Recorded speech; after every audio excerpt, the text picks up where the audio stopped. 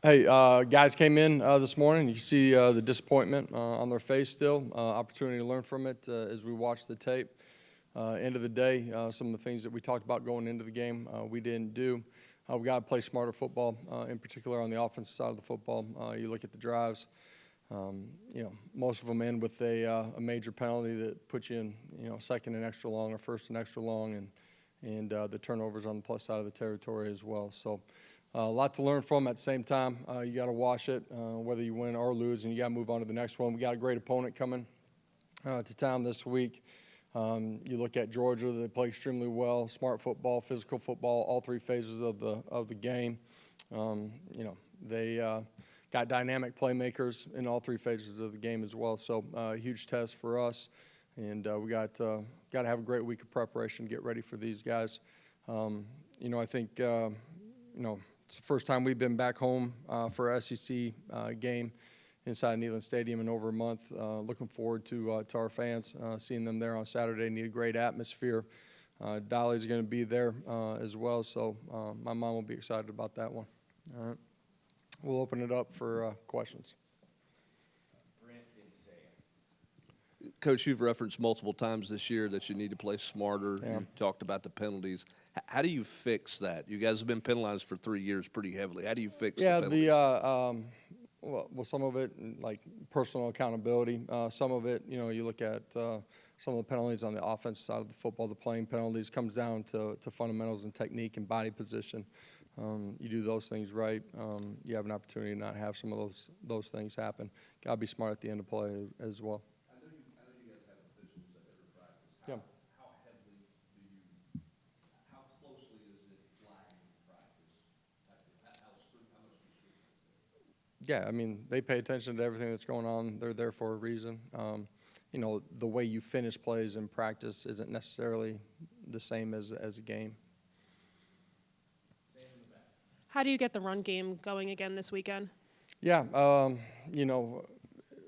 part of it's the way the game ended and the type of scenario that you're playing out. But a bunch of it is, us doing a great job, communication, fundamentals, running backs pressing the hole, doing a good job of reading things too. It was a combination of all those things the other night. Noticed a couple times in the first half, you elected to fair catch the kickoffs. Then in the second half, D took one about 7 or 8 yards deep. Kind of whose call is that? Is that yours? Is that Eckler's? Is that D's got the flexibility to do whatever he wants to back there? Kind of what goes through all that? Yeah, we have an idea of what we're doing before we go out there, but then based on the kick too, there should be a decision that's made during the course of the play as well.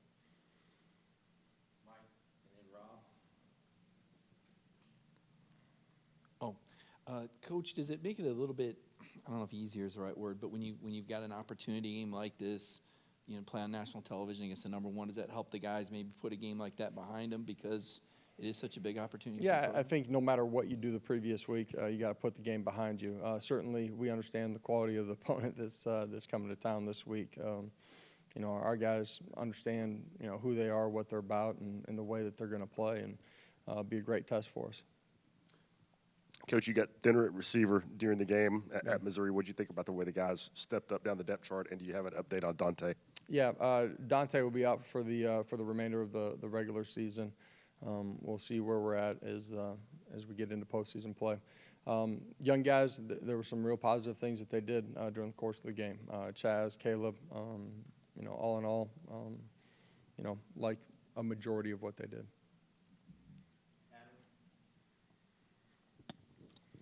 How much do you have to change offensively to compensate for the injuries at wide receiver? First Brew, then Dante. Can you really do anything scheme-wise this late in the year replacing them? Well, you're always going to subtly change your scheme based on what you're seeing structure-wise and personnel-wise on the other side. You always try to put those guys in a position where they can go win. And, in this one, there's a bunch of one-on-ones. It's going to be tight, contested coverage out on the outside. At the end of the day, they're going to have to go win some of those battles. Josh, how would you assess where Elijah Herring is at right now, and what steps does he need to make, especially going into this football game? Yeah, the other day I thought he got his eyes just caught in the wrong place on a couple of his reads. Missed a couple open field tackles, but he did some good things as well. He's a young player that's got to continue to grow.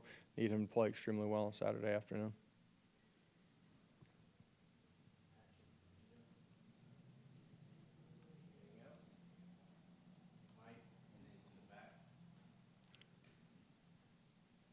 Yeah, first look, what jumps out about Georgia's in terms of how they look compared with last year's team, personnel-wise, scheme-wise? Man, they got really good players across the board. You know, defensively, thick, strong, athletic up front.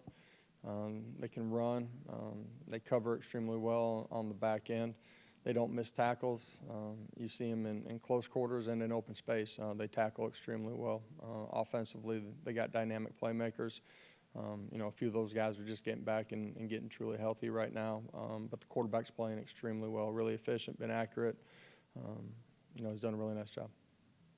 Several producers wanted me to ask you, does it bring any pressure knowing that Dolly's going to be there this week?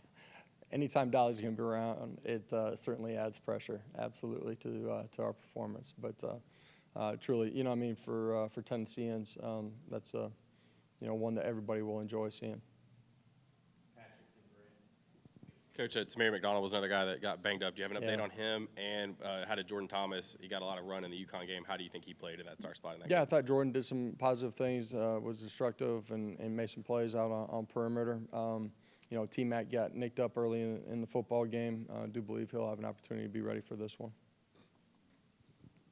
Coach, when you look at your third down defense, obviously you had a hard time getting off the field. What was it that they were doing, and how disappointing was the third and long inability to get off the field for your defense? Inability to get off the field. Part of that was quarterback extending and making plays with his feet running and also scrambling and getting outside of the pocket. You know, for us, you got to do a good job of applying pressure to him, too. You can't let him sit back there all day. But he broke contain on us. That was disappointing. Some of our twist games, you know, our contain player didn't get there. He got up through the middle of the football field once or twice, too. We got to do a better job. That'll be big in this one, too. And we got to match things out on scramble drill.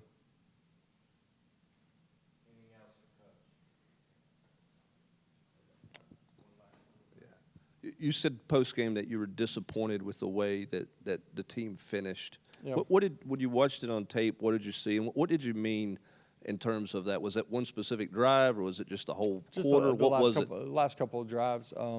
You know, going back and watching it, a lot of them did continue to play hard. I just didn't think we played very smart at the end of it, so I was disappointed in that.